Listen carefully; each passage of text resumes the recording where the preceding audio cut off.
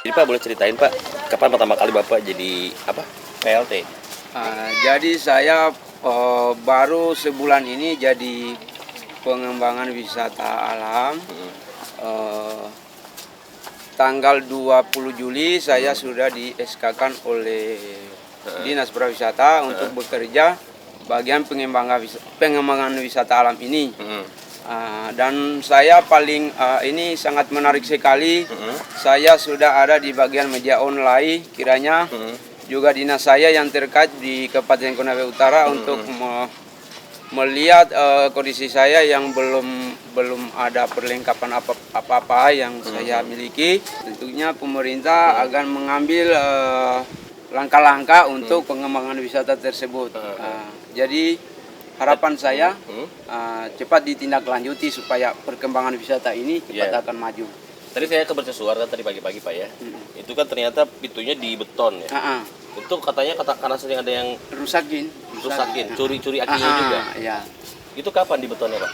Itu di betonnya 2 tahun lalu. 2 tahun lalu itu dibetonin karena menjaga keamanannya suara itu. Karena di situ bukannya masyarakat setempat, tapi di masyarakat luar yang lewat-lewat ke situ yang sengaja untuk merusakin. Gitu. Jadi kami sekarang antisipasi karena suara itu sangat penting bagi penerangan nelayan-nelayan yang ada di desa ini untuk membutuhkan suara itu. Itu adalah kapal-kapal besar juga lewatnya lebih enak ya. Dan itu salah satunya termasuk untuk mengambil jalan-jalannya kapal itu arahnya mau ke Kendari saja. Kalau tanpa suara itu kan agak susah. Apalagi di waktu musim-musim angin, apalagi di musim penghujan sangat-sangat berbahaya sekali bagi para kapal-kapal besar. Ya. Tapi itu lampunya udah mulai redup kayaknya Pak ya? Itu lampunya agak misalnya dari bagian akinya juga kalau sudah agak redup, misalnya dari situ kesalahannya. Mudah-mudahan pihak navigasi cepat juga mengontrol karena lampu suara ini sangat bermanfaat bagi para nelayan. Berarti kalau lampunya mau diganti dibongkar lagi pintunya? Ya, dibongkar lagi pintunya untuk memperbaiki. Dan ini kan dari bagian navigasi juga, misalnya kadang setiap tahun baru dikontrol, dan misalnya nanti ada laporan juga dari sini baru suaranya itu diperbaiki. Kalau di sini listrik gimana sih Pak?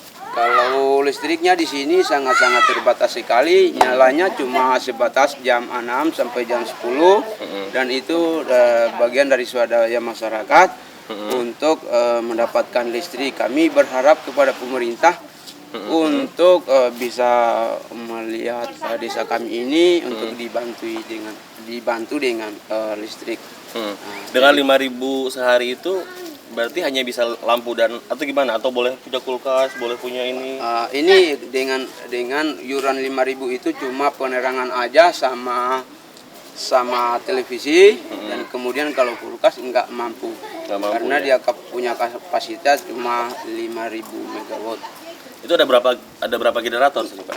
Di sini gensetnya ada 3 dan gensetnya itu kapasitas cuma dia rata-rata 3.000 watt aja dengan 5.000 watt dan 10.000 watt. Nah terus Pak, yang tadi itu ada Putra Berlian. Itu Gua Putra Berlian itu di bagian view Monas, dan di atasnya itu ada view Monas, dan kemudian lanjut ke atasnya ada Gua Putri Berlian. Di Gua Putri Berlian itu sangat indah sekali karena di situ berbagai wisatawan asing yang sudah masuk ke gua tersebut, seperti dari Prancis, dari Jerman, dan dari Polandia. Itu ditemukan siapa Pak? Itu kami temukan bersama teman-teman pada tahun 2002. Saya sempat berkebun di atas tanah dan ternyata ada gua yang dikenal sebagai gua.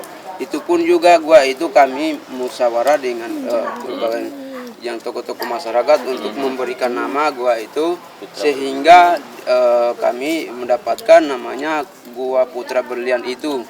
Dari mana asal-usulnya? Kenapa Putra bukan Putri gitu? Karena di situ berbentuk ada seperti jenis kelamin laki-laki, sehingga kami namakan dua putra berlian. Berlian ya. Ya. Itu airnya tawar apa? Dia ndak punya air, hanya cuma titisan aja, dilandasi dengan tanah merah, dan di segi di situ ada seperti menarik sekali, kayak bebatuan yang agak unik-unik dalamnya, sehingga gua itu menarik sekali. Oh, berarti yang sama yang ini sama yang apa yang ada pemandian ini swimming pool ini beda ya? Beda. Ini dia ada dikategorikan ke gua kolam renang karena di dalamnya seperti kayak permandian gitu. Jadi di dalamnya itu dirancang sebagaimana bagusnya untuk dibuat untuk mandi. Itu air tawar atau Air payau. Oh, payau ya. Kalau di musim panas dia asin, kalau di musim hujan itu dia tawar. Tawar ya. Oh iya ya. Nah Pak, ini kan di sini kan udah jadi beberapa kali tempat wisata ya Pak. Iya. Itu soal penginapan gimana Pak? Ini soal penginapan yang sudah jelas, kalau di sini ada 7 homestay yang ada, dilengkapi dengan seperti tempat tidur dan kamar, dan kemudian untuk WC dan lain sebagainya. Kalau memang yang dikategorikan homestay ini yang sudah diperlengkapi dengan tempat tidur, dengan WC dan kamar mandi. Itu rumah warga ya? Itu rumah warga. Sengaja dibangun untuk hotel atau rumah warga yang bisa ditempati?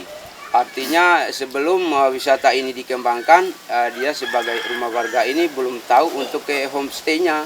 Nanti sudah wisatawan muncul, saya mulai bekerja di bagian pengembangan wisata alam ini untuk membuatkan papan nama sebagai perkenalan bahwa ini adalah homestay untuk bisa dijadikan penginapan. Oh gitu ya, jadi rumah-rumah yang awalnya ditempati biasa sama warga kemudian menjadi homestay. Iya. Kalau ini juga kalau nggak salah homestay ya Pak? Ini sebagai penginapan juga. Nanti kalau udah kelar ya kira-kira begitu judulnya untuk homestay juga. Homestay ya. Oke, terus soal warga Pak, kan di sini mayoritas sukunya Bajo ya. Iya. Tapi suku apa lagi yang tinggal di sini Pak? Di sini ada 3 suku yang ada, orang Buton dan Bajo, kemudian ada juga Muna sebagian. Jadi di sini terdiri dari 3 suku, dan 75% untuk Bajo dan 25% untuk Buton, dan sisanya itu Muna itu. Ya. Kalau soal agama Pak di sini Pak? Di sini agama mayoritas Islam. Dan tidak ada yang namanya apa? Selain Islam nggak ada ya? Selain Islam nggak ada. Ini apa batu untuk apa Pak? Untuk penataan taluk. Penataan taluk ya. Ini dermaga sudah ada sejak lama atau baru-baru ini Pak? Ini dermaga dibangun pada tahun 2011 Pak. 2011. Jadi ini adalah dari Jambatan Perahu. Di situ ada dinas PU. Jadi dari dinas terkait ini. Oh ini apa nih Pak? Ini adalah pos registrasi wisatawan. Nanti di sini sebagai kantor pengembangan wisata alam ini, di sini nanti akan dilengkapi berbagai macam alat seperti alat diving, snorkeling, baju renang, dan alat-alat kamera untuk membutuhkan seketika pewisatan akan datang di tempat ini. Itu nanti dari mana dananya Pak? Nanti saya hubungkan ke dinas saya bagaimana untuk mendapatkan dana ini, apakah kita membuat mengajukan proposal untuk di bagian pariwisata atau gimana. Nantinya kira-kira dinas saya akan berpikir untuk melengkapi itu ya. Nah Pak, kalau wisatawan sekarang Pak mau ke sini gimana caranya Pak? Jalurnya lewat mana? Kalau itu jalur untuk armada, ada yang dari Kendari langsung ke sini, ada yang dari Toli-Toli langsung ke sini, ada juga yang dari Lasolo langsung ke sini. Jadi kalau untuk wisatawan itu ada terbagi 4. Jalur Kendari pakai armada juga Kendari, jalur Toli-Toli pakai armada juga Toli-Toli, dan di La Solo pakai armada juga La Solo. Sebagian itu belum dapat pengaturan yang tata tertib yang bagus, karena saya juga barusan bekerja untuk mengindahkan wisatawan tersebut. Yang abang bilang segitiga itu Wales, itu gimana Pak ceritanya? Itu Pak? Yang segitiga berlian itu akan dibangun armadanya di Wales. Itu singkatan dari segitiga berlian itu Wawlesia, Taipa, Labengki. Labengki ya. Jadi itulah yang dikategorikan segitiga berlian. Jadi armada semua akan ke Wales dulu, baru nanti akan akan ke sini. Sini gitu ya. Oh iya. Tapi kalau dari laut itu sendiri Pak, ikan-ikan apa ya dari sini Pak? Di sini kalau bermacam-macam dari musim sekarang ikannya ikan sunu, ikan putih, ikan tenggiri, dan kemudian lanjut kalau musim-musim barat itu ikan-ikan dasarnya seperti ikan kakap, ikan kerapu, ikan-ikan berbagai macam itu semua ada di sini. Ada di sini ya? Ya, jadi di bagian pariwisata itu senang sekali. Seperti di sini juga ada pembudidayaan lobster, dan kalau mau kepingin untuk dikonsumsi, tinggal kunjungi saja yang punya. Katanya dulu sering ada pengeboman Pak sini Pak. Dulu di sini ya areal pengeboman, tapi dengan adanya pengembangan wisata tersebut, maka sekarang sudah mulai diantisipasi, dan kami juga menyampaikan kepada orang-orang yang melakukan kegiatan itu, tolong di sini sudah areal wisata, dan kemudian harus dijaga kelestariannya, jangan sampai juga Anda merusak sedemikian rupa seperti bagian karang dan lokasi penempatan wisata ini. Iya. Nah sekarang sekolah nih Pak. Di sini sekolah ini kan ada ini SD apa SMP Pak? Ini SD dan kemudian SMP 1 atap. Nah, di sini SD ini dibangun pada tahun 2004 dan kemudian SMP 1 atap ini dibangun pada tahun 2006. Dan ini sudah 3 kali penamatan untuk bagian SMP. Dan untuk melanjutkan sekolah itu, misalnya yang sudah tamat dari sini, biasanya ke daerah seberang di La Solo dan di Kendari. Jadi di sini belum ada SMA ya? Belum. Baru ada SD sama SMP.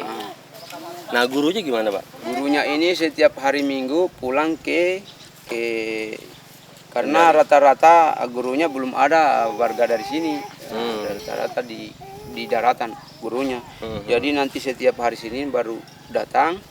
Nah, di situ secara rolling mereka misalnya kalau guru ini setiap hari Senin 3 orang, dan kemudian lanjut lagi hari Minggu ke depan lagi tiga orang lagi yang datang. 3 orang lagi yang datang ya. Jadi belum ada guru dari sini soalnya. Belum. Tapi kalau anak-anaknya seperti dia ini mau sekolah di sini atau baiknya juga yang belum mau sekolah?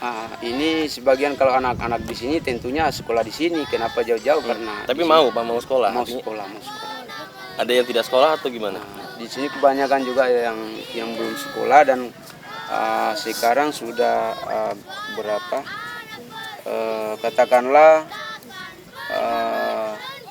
yang sudah lulus itu anak saya sudah dari sekolah ini tamat SMA sudah 3 tahun, dan kemudian yang bersekolah ini ya pastinya bersekolah karena ya kemajuan wisata ini yang kedepannya. Itu sekolahnya gratis atau bayar?